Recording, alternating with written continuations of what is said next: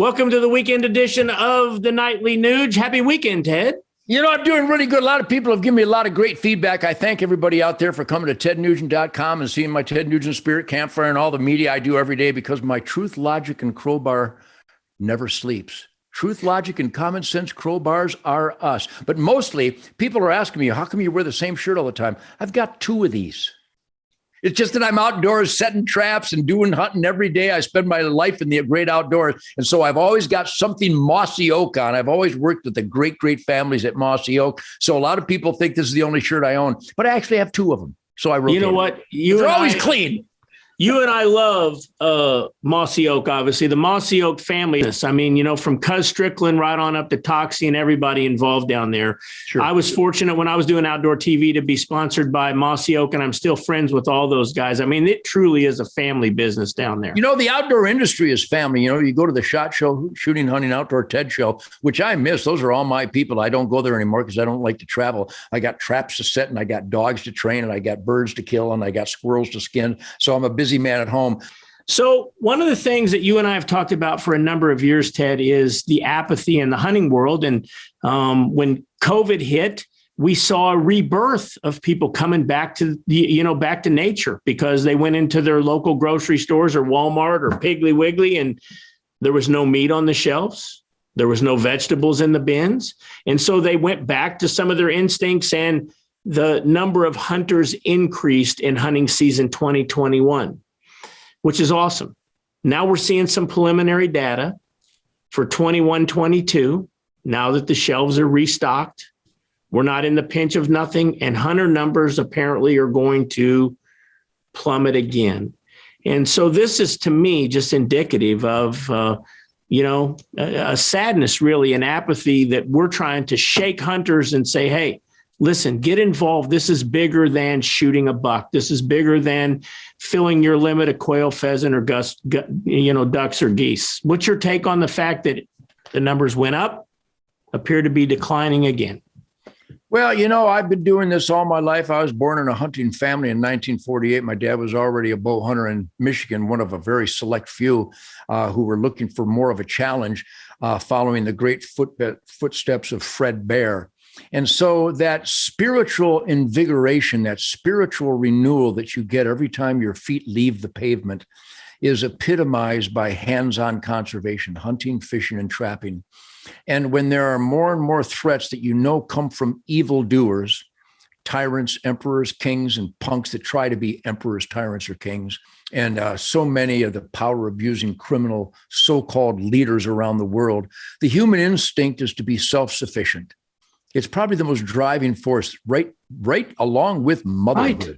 Yes. You know, the mother bear, my Shemaine protecting Rocco, and mothers protecting their children, and families protecting their children. The man of the house, the provider, the protector. That instinct is powerful, but it has been chipped away at. Not just by the convenience of modern civilization. The Industrial Revolution began the softening and the dependency of man. You take a hammer around to the schools in America, and you'd be surprised how many young people don't know which end to grab.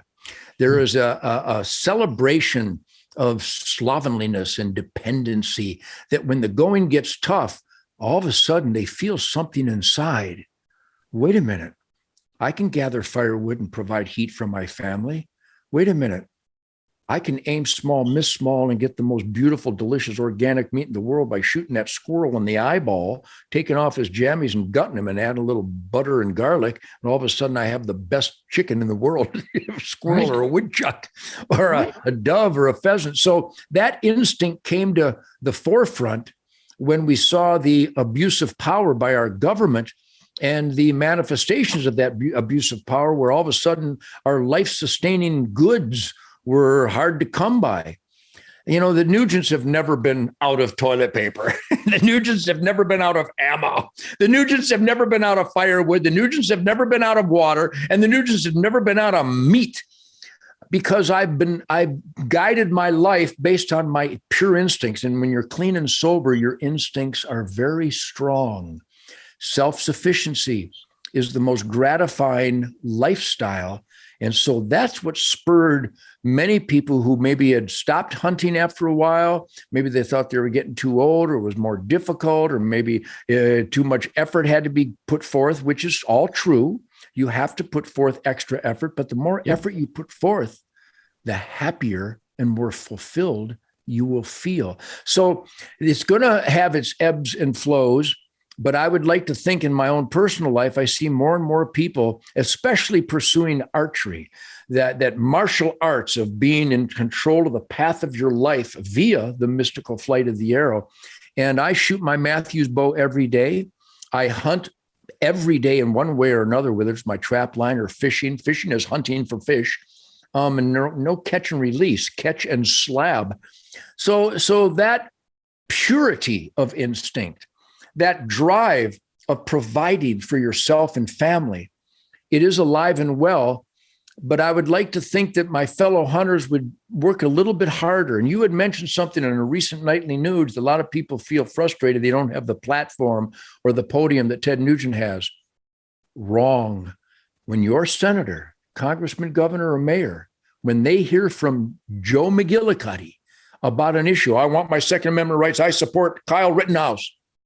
I promise you, Keith, that is equally as powerful as hearing from Ted Nugent, if not more so, because there's not a politician on planet Earth that doesn't know what Ted Nugent demands from them.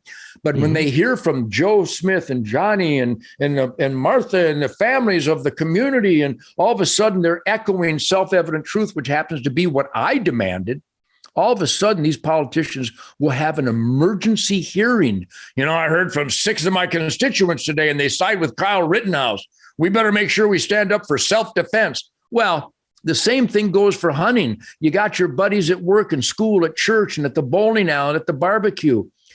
Invite them to go fishing. Invite them to check your trap line. Invite them to go to the firing range and go, you know, you don't have to pay $29 for a ribeye. Right. You can get a hunting license and you can get a rifle. And if you are conservation minded, wise use, and you are frugal, all of a sudden you can get an entire deer carcass for what you paid for that damn ribeye. So this self-evident truth seems to surface more visibly off and on. I thank everybody for supporting the Ted Nugent Spirit of the Wild TV show. Over 520 episodes for over 30 years on Outdoor Channel and public television, where I don't produce a TV show. I push the record button and document self-sufficiency, wise use, respectful, reverential utility of God's renewable protein and resources. So it's not a hunch, it's not an opinion, it's science, it's biology, and it's self-evident truth that God made these creatures to reproduce every year, to feed and clothe and shelter and medicate, and to provide tools and soul cleansing, healing powers of nature. People, get into hunting, fishing, and trapping, and you will be much happier and much healthier. Yep. And I think, you know, if all of us that live this hunting lifestyle, like your family does, my family does, we're somewhat obligated not only to pass it on to our children, which you and I have done, but I mean, there are a lot of folks out there that maybe they weren't introduced to it like you and I were at a young age. And if we do speak about hunting and how much it fulfills us both, you know, spiritually and physically, whether it's the bowling alley, the bar, or church, I mean, we can do some wonderful things to expand our sport. And, you know, Ted, one of the, I mean, honestly, I'm the most proud of you and I setting in a blind down at your house a couple of years ago. We wrote together a piece called God Made a Hunter. Yep. And you and I have said this many times, that when we think about we the people, the best representative of we the people that you and I know, they're hunters, they're fishermen, they're trappers. And we did this little piece called God Made a Hunter. And I would encourage everyone, if you've not gone to hunternation.org and seen this piece, go to hunternation.org and click on God Made a Hunter. It's Ted and I wrote it, put some, you know, our great producer, the producer of the Nightly Nuge, Tim Lamar, put that together for you and I. And I couldn't be more proud of it. And I would encourage all of you that are listening to the Nightly Nuge tonight to go to hunternation.org this weekend and check out God Made a Hunter. Last word, Ted. Well, I'm reading a book right now. You can see it here on the screen. It's called A New Beginning, The Smoke of 1,000 Lodge Fires. And it quotes some great Aboriginal leaders, some chiefs, some Native American chiefs. And the great a spiritual leader of the Crow Nation, said what summarizes our role here on earth. You already possess everything necessary to become great. And the Mohawk chief said, remember your children are not your own, but are lent to you by the Creator. And another great chief stated the obvious. God has already given us everything we need. We just need to identify it, find it, and utilize it. So that's really what the Nightly News celebrates. I merely am a humble servant of God. I genuflect at the altar of his miraculous creation. And my happiness, you can tell a lot of people are astonished at my constant positive energy and lust for life at the age of 73, being clean and sober at 73, which is the foundation of energy. But the hunting, fishing, trapping, outdoor lifestyle, mystical flight of the arrow, healing daily with the powers of nature. Get out there. God has already given us everything we need. Put it to use. This is the Nightly News, and everybody should celebrate truth, logic, and common sense. So, Keith, a big salute to you and to Tim and everybody that has supported the Nightly News. And I'm going to go out and get healed again with the great miracle of God's creation today. Ted and everyone listening, hope you have a great rest of your weekend. And if you come back on Monday, we're going to have some more of the Nightly News. Ted, great week, buddy. Never over, never out, never bend over, Rover. Let Teddy take over.